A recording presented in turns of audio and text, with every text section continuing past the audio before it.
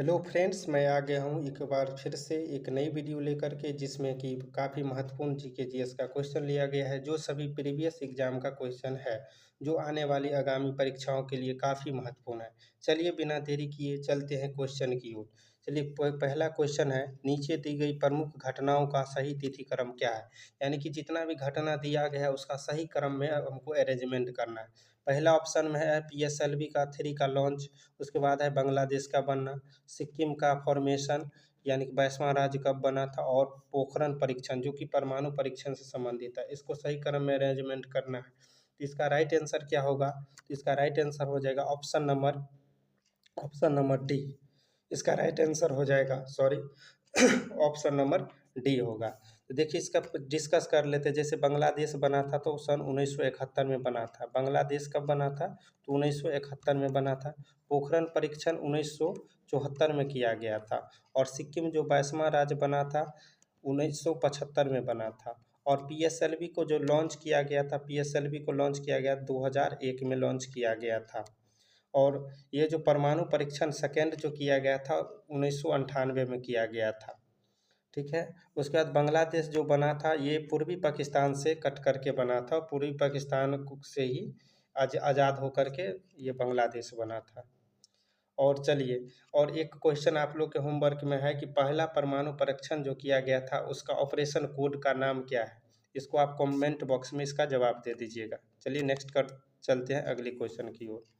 Next question है, निम्नलिखित में से किन देशों के समूह से भूमध्य रेखा गुजरती है। यानी किन देशों के समूह से होकर के भूमध्य रेखा गुजरती है। तो इसका राइट आंसर क्या हो जाएगा? इसका राइट आंसर हो जाएगा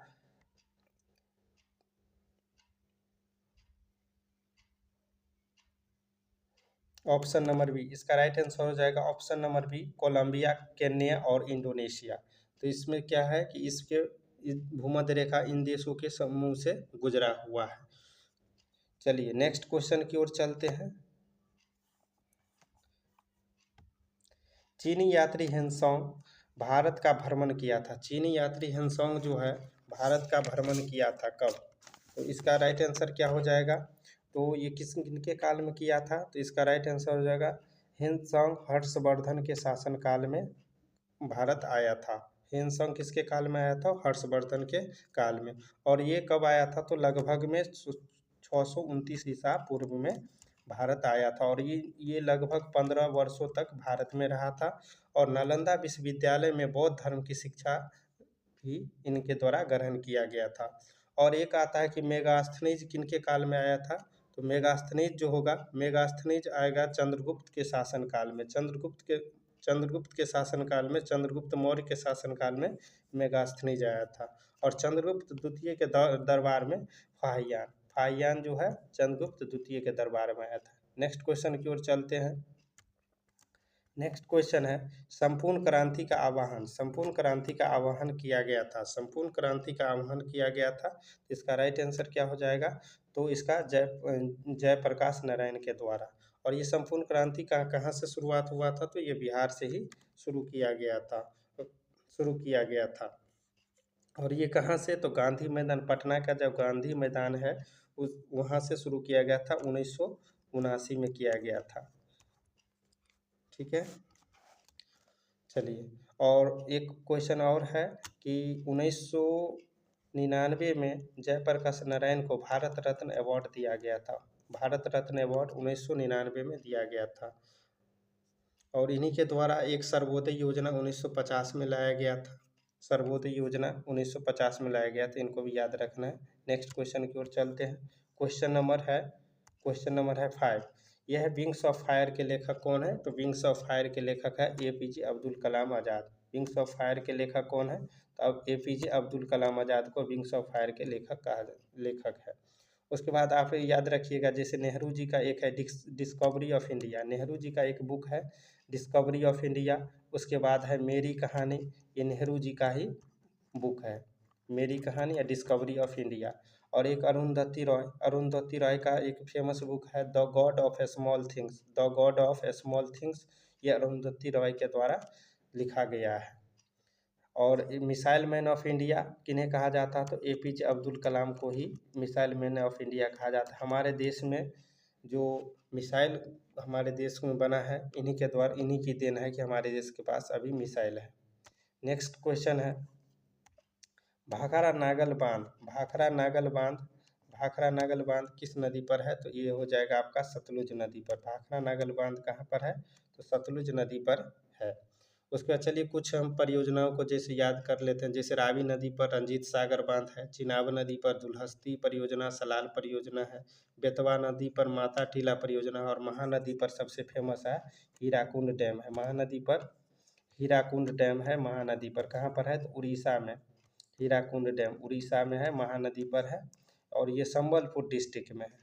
नेक्स्ट क्वेश्चन की ओर चलते हैं। क्वेश्चन नंबर है 7 कि कल्हन द्वारा रचित राजतरंगिणी का वर्णन है। कल्हन द्वारा रचित राजतरंगिणी का वर्णन है, तो कहाँ पर है, इसमें क्या है, तो राजतरंगिणी के लेखक कौन है, तो राजतरंगिणी के लेखक है कल्हन। और इसमें कश्मीर का इतिहास के बारे में बताया गया है। कश्मीर का इतिहास जो है उनका वर्णन किसमें मिलता है, तो कल्हन में मिलता है। और एक बुक याद रखिएगा जैसे अर्थशास्त्र, तो अर्थशास्त्र एक बुक है जो चंद्रगुप्त मौर्य के शासन के बारे में जानकारी देता है, अर्थशास्त्र। और किनके द्वारा लिखा गया, तो विष्णुगुप्त यानी कि चाणक्य के द्वारा। और ये अर्थशास्त्र जो है वो राजनीति का बुक है। चलिए नेक्स्ट क्वेश्चन की ओर चलते हैं। क्वेश्चन अगला है राजा राम मोहन राय। राजा राम मोहन राय ब्रह्मा समाज के क्या है, संस्थापक है। राजा राम मोहन राय किस समाज के संस्थापक है, तो ब्रह्मा समाज के संस्थापक है। प्रमुख सभा और समाज के बारे में जान लेते हैं। जैसे प्रार्थना समाज का एक याद रखना है। प्रार्थना समाज का आत्मा रंग पांडुरंग है। और एक रामकृष्ण मिशन है, रामकृष्ण मिशन का हो जाएगा विवेकानंद जी के द्वारा। और प्रार्थना समाज का कौन हो जाएगा, तो आत्मा रंग पांडुरंग। और आर्य समाज का कौन हो जाएगा, इसका आप कमेंट बॉक्स में टाइप कीजिए कि आर्य समाज के संस्थापक कौन है। चलिए नेक्स्ट क्वेश्चन की ओर चलते हैं। क्वेश्चन है मैनीकॉट रेखा। मैनीकॉट रेखा जो है किन देशों के मध्य स्थित है, मैनीकॉट रेखा, तो मैनीकॉट रेखा फ्रांस और जर्मनी के बीच है। मैनीकॉट रेखा फ्रांस और जर्मनी के बीच है। चलिए कुछ रेखाएं जैसे पढ़ लेते हैं। जैसे यूएस और कनाडा के बीच कौन सा रेखा है, यूएस और कनाडा के बाद 49वीं समांतर रेखा है। उसके बाद भारत और पाकिस्तान के बीच कौन सा है, भारत पाकिस्तान के बीच क्या हो जाएगा, तो ड्यूरंड रेखा है। उसके बाद चलिए इंडिया और पाकिस्तान के बीच रेड क्लिफ हो जाएगा। उसके बाद हो जाएगा 24वीं समांतर रेखा चलिए नेक्स्ट क्वेश्चन की ओर चलते हैं।